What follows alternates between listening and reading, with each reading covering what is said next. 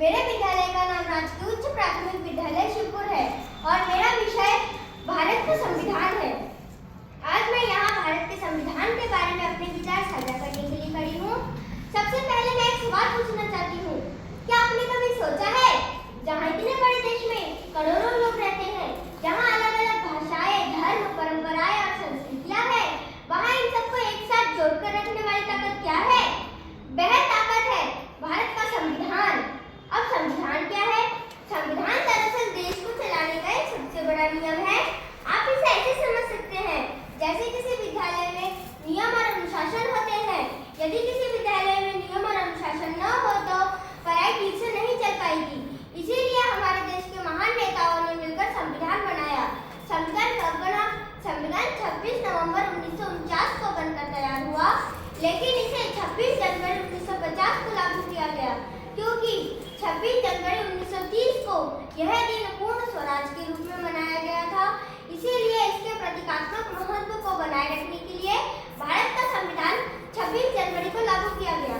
क्या आपको पता है कि संविधान निर्माता कौन है?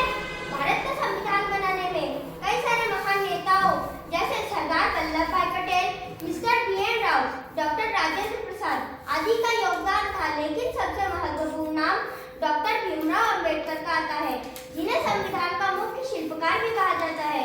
संविधान सभा ने 2 साल 11 महीने 18 दिन मेहनत करके यह महान दस्तावेज तैयार किए। हमारे संविधान में कई खास बातें हैं।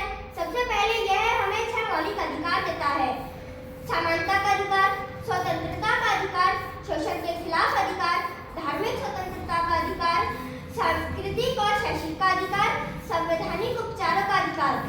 दूसरा, यह हमें कर्तव्य भी बताता है।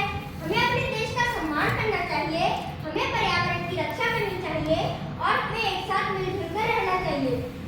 यदि हम केवल अधिकार लेंगे और अपने कर्तव्यों को नहीं निभाएंगे तो हमारा देश कभी आगे नहीं बढ़ पाएगा। संविधान हमें लोकतंत्र भी बताता है। लोकतंत्र का मतलब जनता की सरकार।